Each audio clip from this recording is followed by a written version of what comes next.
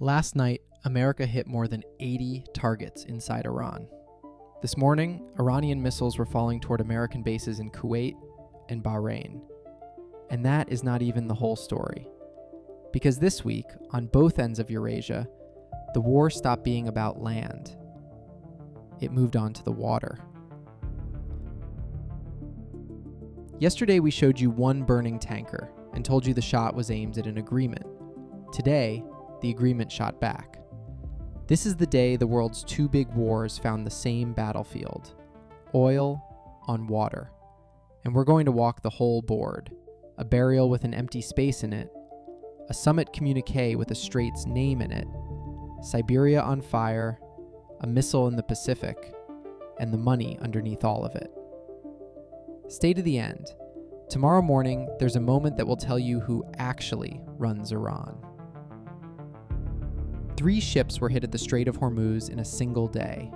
What happened next took 9 hours. Monday, a Qatari gas carrier, the Al Rekayat, a projectile into the engine room, fire on deck, Reuters reporting she was at risk of exploding. Then a Saudi crude tanker, the Wedian. Then a third vessel. 3 flags, 1 message. Qatar, the country that mediated the ceasefire, said Iran, quote, bears full legal responsibility. Riyadh condemned Tehran by name. Tehran denied everything. Washington didn't wait for the lawyers. Overnight, more than 80 targets, coastal radar, air defenses, command posts at Keshem, Sirik, Bandar Abbas, and over 60 of the Guard's fast attack boats.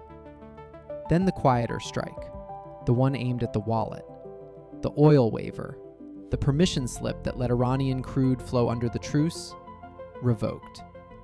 Every buyer on Earth has until July 17th to walk away. By dawn, the answer came back. Missiles and drones toward American bases in Kuwait and Bahrain. Kuwait says its interceptors caught them. The Guard claims 85 sites were hit, a claim from the same system that claims 30 million mourners. Here is what nobody in the headlines is saying. Look at the target lists: boats, radars, bases with air raid sirens and warning time. Both sides are still shooting at things, not crowds. That's not mercy, that's pricing. Every strike this week was a quote in a negotiation that's now conducted in ordnance. And the truce both sides are supposedly defending? Signed June 17th. 60 days. It expires around August 17th. And American officials are already calling it, quote, effectively dead. But notice, neither side has formally torn it up. They need the paper alive, because the paper is the table, and you can't bill each other without a table. Oil told you the truth before anyone's spokesman did.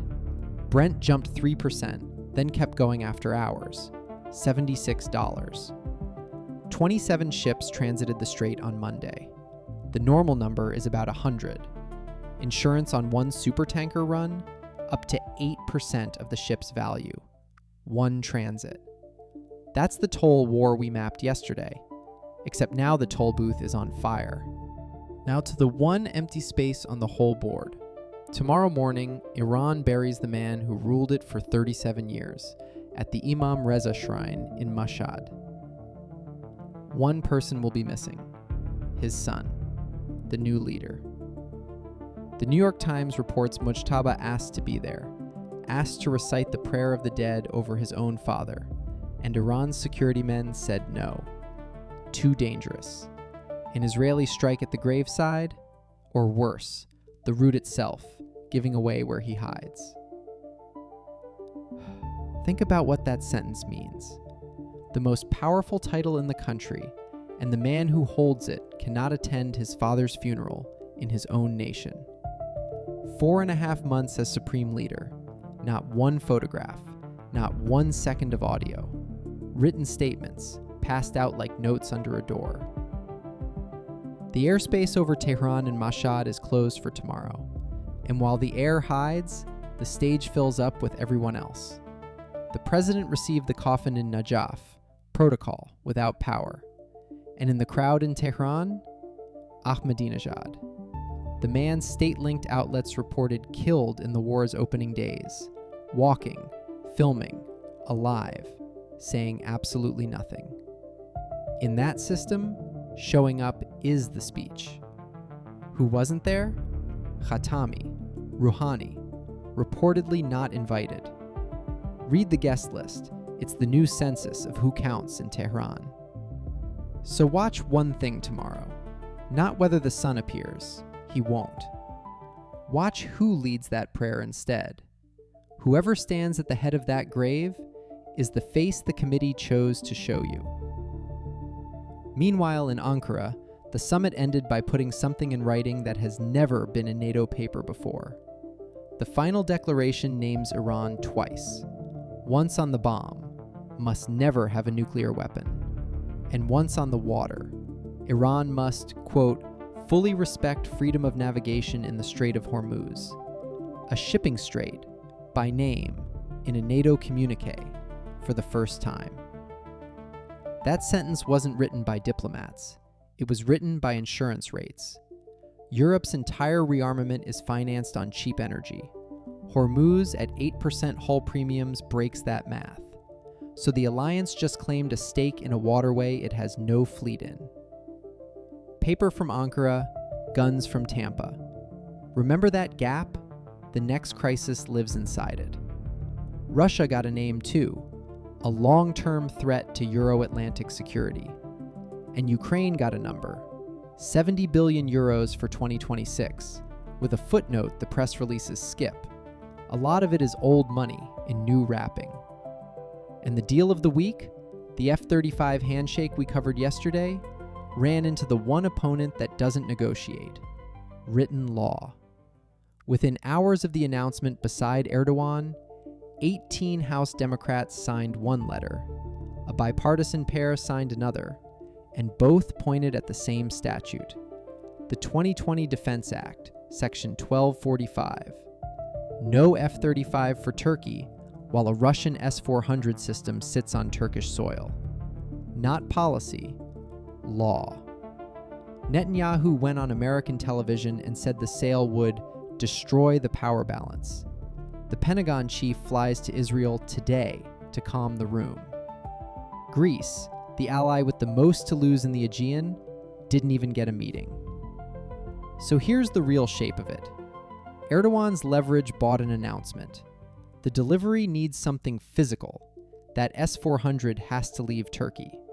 And the third country transfer everyone whispers about needs Moscow's signature on the end-user paperwork, which means the F-35's route to Ankara runs through the Kremlin's filing cabinet. Leverage got paid on Monday.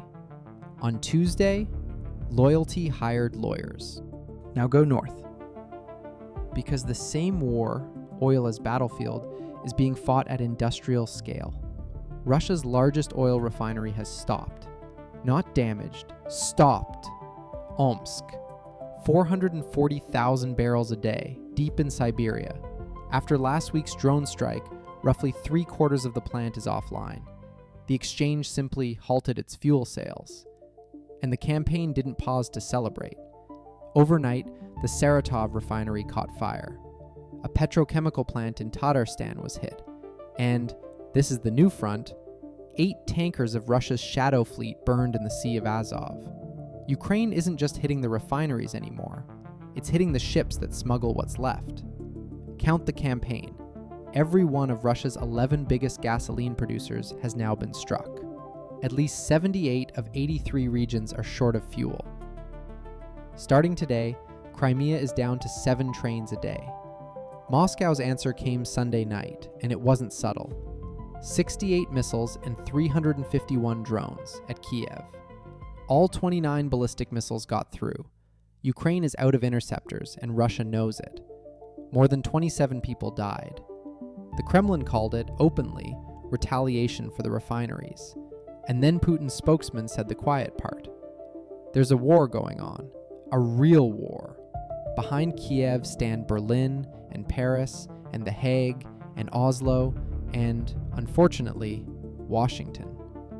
4 years of calling it a special operation, retired in one sentence.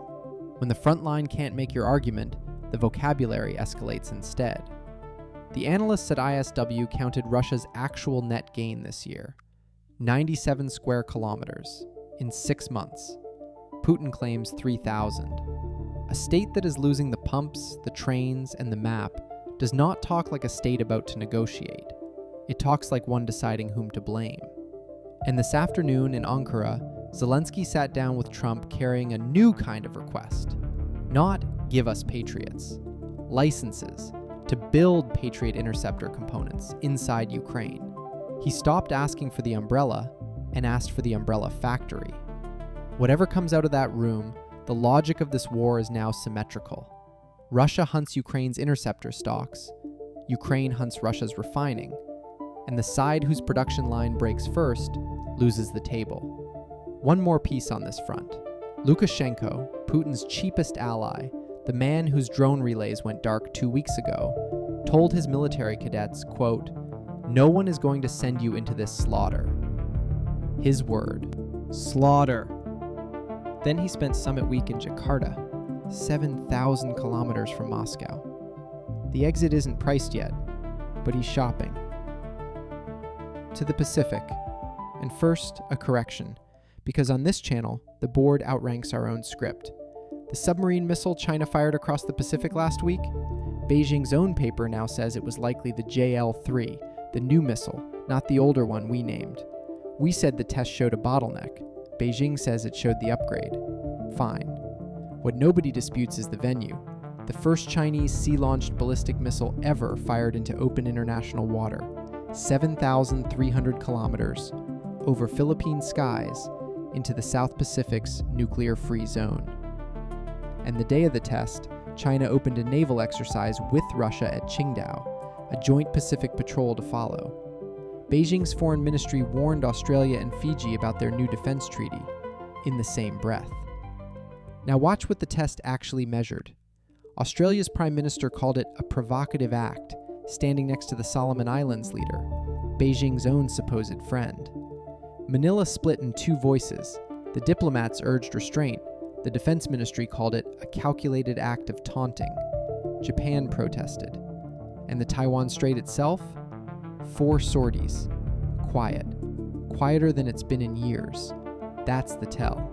The pressure moved off the strait and onto the open ocean. China wasn't testing a missile. It was testing the Pacific's political air defense, which capitals scramble together. Answer? More of them, faster than before the launch. Follow the money through all of it, because this is where the week becomes one story. Iranian barrels leave the market on July 17th. The same week, Bloomberg reports independent drillers pouring into post-Maduro Venezuela, new barrels quietly arriving as sanctioned ones exit. The world is replumbing its oil supply in real time, one waiver and one wildcat well at a time. And into that shock walks a Federal Reserve that is leaning toward raising rates, 9 of 18 policymakers penciling in a hike this year. A central bank tightening into a war oil spike, that's a bet that the inflation is the bigger enemy. Markets flinched anyway.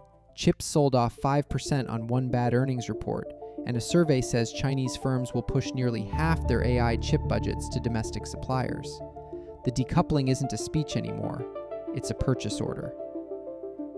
So stand back and look at the whole board on one screen. For 30 years, oil was the money behind the wars, the thing that paid for them. This week, it became the battlefield itself. Tankers burning at Hormuz, tankers burning in the Azov, refineries dark from Siberia to the sanctions ledger. 2 ceasefires, one in Persian Gulf, one in Europe, both being negotiated in strike packages, both with expiry dates, and both priced daily by the only honest witnesses left, the insurance men. And tomorrow at dawn, in Mashhad, the system that started the tanker war buries its old leader, with its new one hiding from his own father's grave. Watch who leads that prayer.